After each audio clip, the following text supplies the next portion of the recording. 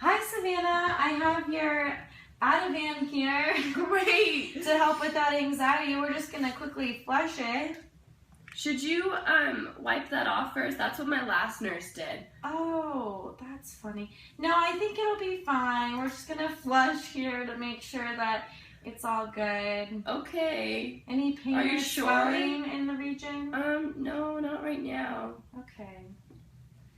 And now we'll just give you that Ativan for the anxiety. Okay, thanks.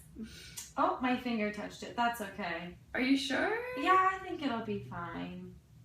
Okay. You can trust me. I'm a nurse. Thanks, Shauna. Glad you're looking out for me. Okay, there you go. We'll just clamp that off. Set it right back down. And I'll be in to check on you in a little bit to see how you're doing. Thanks. All right, see you later.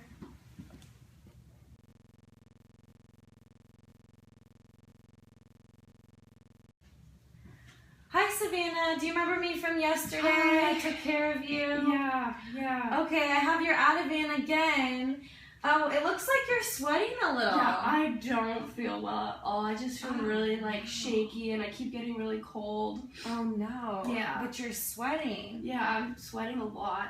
Oh, and what's going? It looks a little red. That hurts really bad when you touch it. Is it itchy? It's kind of just hot and Hot. I try not to move my arm. Inflamed a little. Let me take your temperature to see here what's going on. You're just gonna put this underneath your tongue.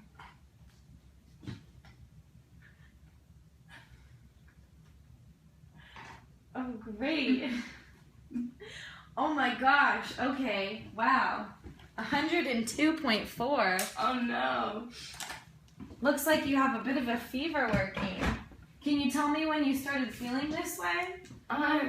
Maybe a few hours after you left yesterday. Oh, okay. So from yesterday. Let me go consult another nurse to see what we should do about this. Okay, thank you. Yeah, I really don't feel good. A lot of pain. Okay.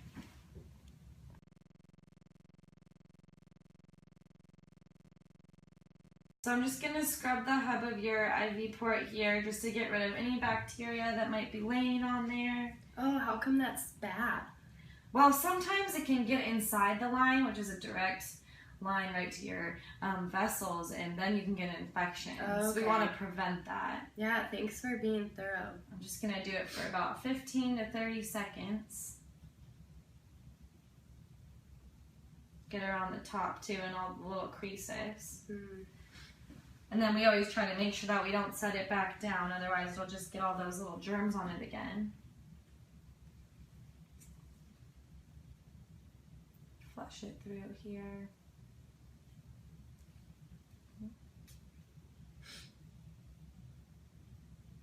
Have you felt any itching or pain or anything with your IV line over there? No, it feels really good. It doesn't even really hurt that much when I touch near it. Oh, good. Yeah, just let us know if you feel any itching or anything in case there might be an infection. Okay. Okay.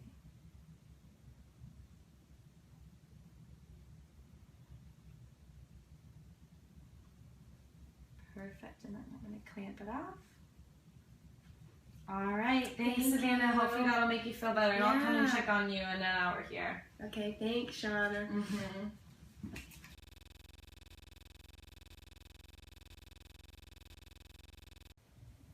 According to the Journal of ANA, catheter hubs are the gatekeepers of the intraluminal fluid pathway and play a crucial role in either supporting or hindering your care to your patient. Keeping this intraluminal fluid pathway free of contamination is crucial in preventing infection because when bacteria adheres to the inside of the catheter, it colonizes and produces a biofilm cover that can be prevented by thorough hand hygiene and scrubbing of the hub.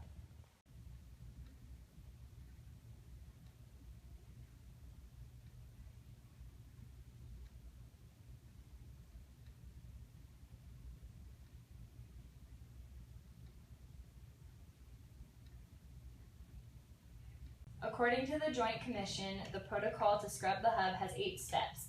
First, perform hand hygiene.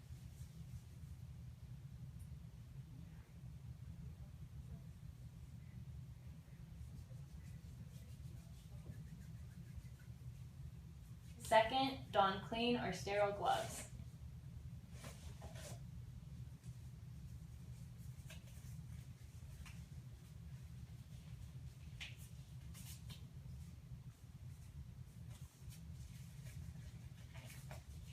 Third, use a scrubbing device with an alcohol product such as chlorhexidine with alcohol or 70% alcohol to disinfect catheter hub and stopcocks.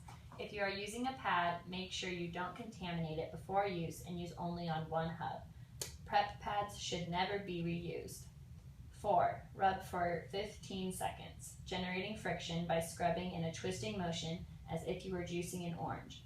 Make sure you scrub the top of the hub well, not just the sides.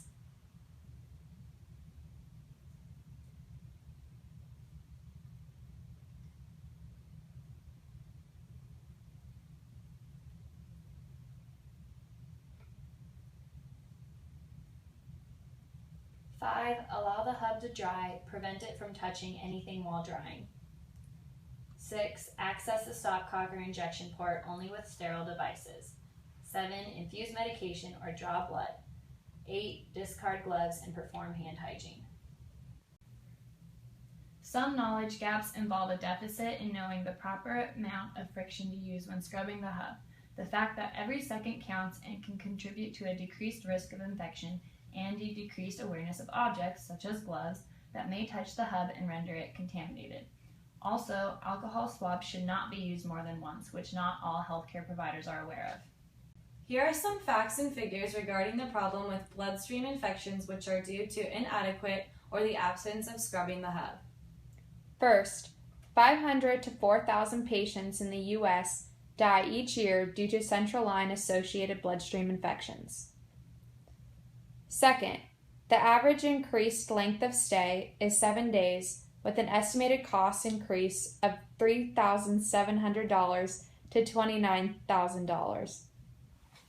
Third, colonies of needless connectors are considered to be the cause of 50% of post-insertion catheter-related infections. In a systematic review conducted by Hindawi Nursing Research Practice, it was found in an evaluation of 5,877 physicians, nurses, and technicians, only 38.7% were compliant with hub disinfection protocol, leading to possible contamination. Therefore, with improved education, healthcare providers can become more aware of the impact of scrubbing the hub has on the safety and overall quality of care for the patients. It was found that after an education intervention in 3 intensive care units, 34 central line associated bloodstream infections occurred in 11,582 patients with central venous catheters, compared to 45 episodes and 10,666 patients before the intervention. One possible solution is passive disinfection. These are disinfecting port protectors that remove variant human techniques, providing consistent disinfection every time. Passive disinfection also requires less time for the nurse than other scrub the hub protocols. These caps remain in place and provide a barrier at all times to contamination between accesses. In a study published by the Association for Professionals in Infection Control and Epidemiology, the Texas Health Presbyterian Hospital of Dallas found that passive disinfecting caps cut catheter-linked associated bloodstream infection rates by 68% in 2012. Some of the pros are that it reduces risk of human error, consistently provides a barrier between accesses, and it can be given to patients to use at home. Some cons are that it may be expensive, it is a new technique, so there could be issues with adapting to a new protocol, causing further knowledge gaps, and it cannot be reused.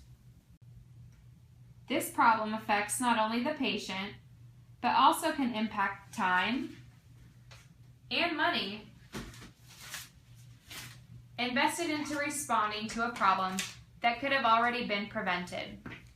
Therefore, the proposed action of scrubbing the hub can greatly improve patient outcomes, cost effectiveness, and better healthcare overall. The pros of education consist of the fact that it is a cost-efficient solution. Also, healthcare providers can become more aware of infection control, and it may improve patient safety. Some cons are that the needed time to teach each staff member may be an inconvenience and interrupt daily routines. Also, there may be discrepancies between the amount of education that each member receives. While passive disinfection and education can be a great solution to this problem, our final recommendation is to follow the JCAHO Scrub the Hub protocol discussed earlier because it has been proven to be just as effective if done properly. This plan can be evaluated after implementation by examining the occurrences of bloodstream infections related to port access, along with determining compliance with proper protocol through staff surveys. This data would then be collected and put into charts for visualization by healthcare staff members to create awareness.